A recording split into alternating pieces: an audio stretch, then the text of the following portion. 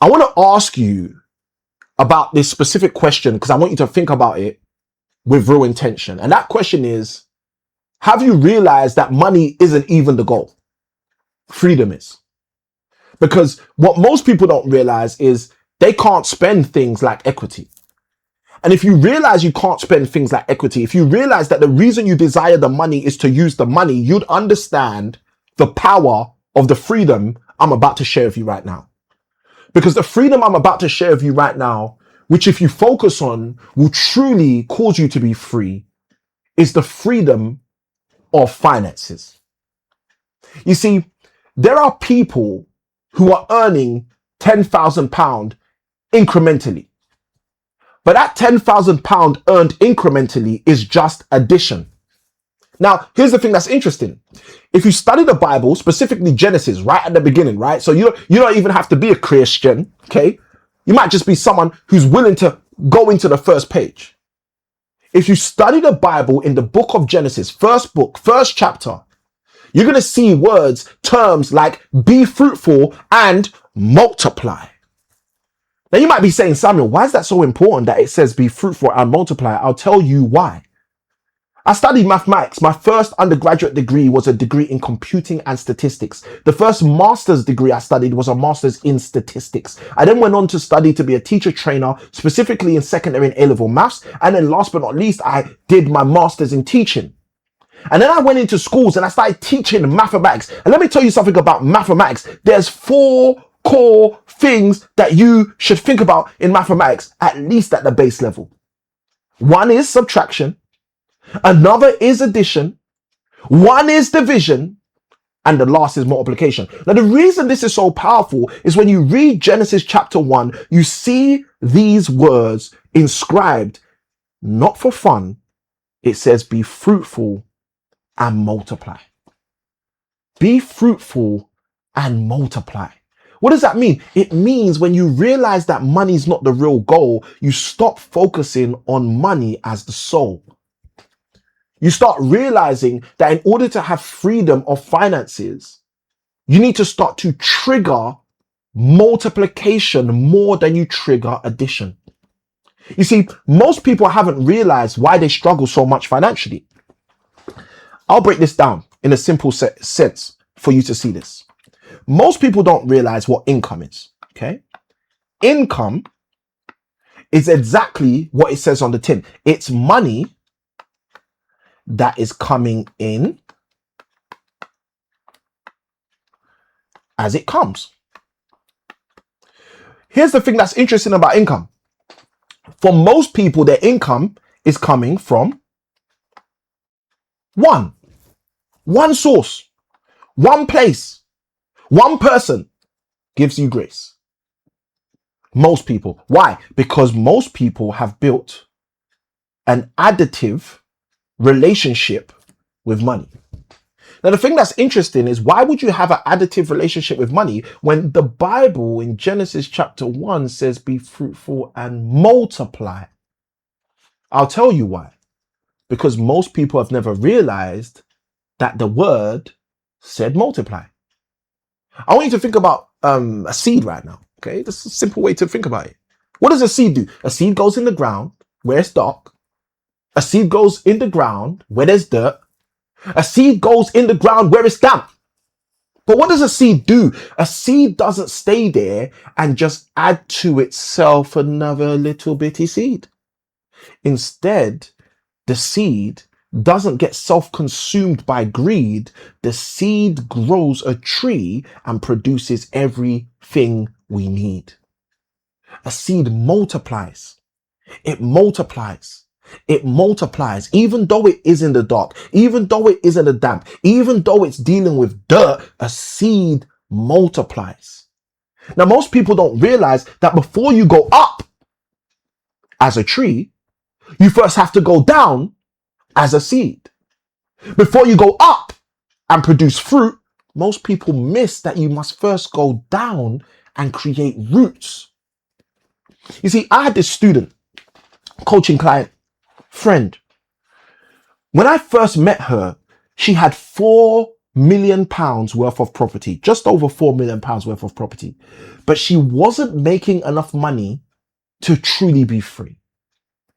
And I remember saying to her, I said, how can you have 4 million pounds of money soldiers out there in the world going to war for you, and they're only bringing back 3,000 pounds a month for you?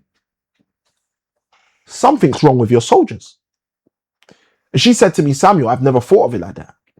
And she asked me to help her. I helped her. She worked with me in our coaching program, and we shifted her situation to a degree where she ended up generating over 83,000 pounds per month from the things that I showed her. Now you might be asking yourself, Samuel, how does someone go from generating 3,000 pounds a month from 4 million pounds worth of property to generating over 83,000 pounds a month from property? I'm glad you asked. So let me show you. Someone can do that when they realize that, yes, you may start with something which we call income. Okay?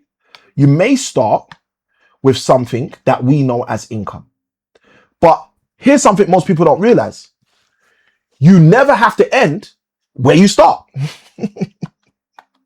So if you never have to end where you start, if you start with income, it doesn't mean you have to end with income. So where do we go from income? I'll show you. Income's like the seed. But if you give the seed everything it needs, income will start to germinate. But how is us giving the seed everything it needs? What does that look like? I'll tell you what it looks like. It looks like stewardship. The Bible says, if you're faithful with little, I'll make you ruler over much. You see, people don't realize this. This is why I love Matthew chapter 25 so much. When you read the parable in Matthew 25, Jesus tells a parable about a master who gives talents to servants. He gives one servant 5, he gives one servant 2, he gives another servant 1. But they're all servants, they're all servants, they're all servants. But fast forward to the end of the story, the master comes back, sees the one who had 5 multiplied, sees the one who had 2 multiplied, and because he sees them multiply, guess what he says to them? He says, well done, good and faithful servant. You've been faithful with little, now become ruler over much. They started as servants, they ended as rulers. And most people don't realize this. Most people don't read the Bible because they're trying to get through the pages instead of trying to get the pages through them. And if you took the time to not just look at the Bible like a nursery rhyme, you start to see the principles in real time. You'll see exactly what it's saying. It says in Matthew 25, they started as servants, they ended as rulers. Now, why is this important? I'm going to tell you why. Because when they had the income, they implemented stewardship and multiplied what they had. So the seed that they had was able to germinate and produce something for them. Samuel, what did the seed produce for them? I'm so glad you asked. Their stewardship resulted in them being able to produce some form of assets. Assets. Assets is when your seed is starting to give you the things you need. Now that might still be underground. That might still be a bit of root. That might still be just the root starting to shoot. But here's the thing that's beautiful when you start developing assets. Those assets grow. And as those assets grow, they grow and ultimately, as we've said, multiply. They produce more and more of the seed supply. So what does that mean? That means if it was a pear seed, we end up with a pear tree and a lot of pears for you, me, and the family. If it was an apple seed, it means we get an apple tree and it produces multiple apples for you, me, and the community. So we go from assets to my good friend, cash flow. Offspring.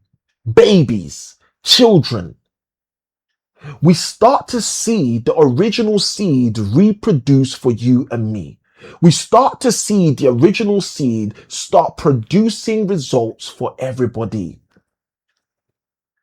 You see, this is the process that most people are unaware of. So they have the income, but the income is never stewarded for it to produce assets. And the assets are never positioned for it to create cash flow. And if your assets never create cash flow, oh Lord, this is where it gets so profound. Your cash flow can never give you the freedom that you've been waiting on. That's the journey that is literally right before you, if you will take heed to it. That's the journey that desires to set you free, if you will take heed to it. You see, when you understand that Genesis tells you to multiply, you will stop wasting your time attempting to add, even if you're in the dark, even if you're in the damp, even if you're in the dirt. When you understand that there are people out there with £4 million worth of property who are only making income coming in sloppily, you start to realize that you can multiply and stop focusing on addition. That one income as it comes should not produce your final outcome.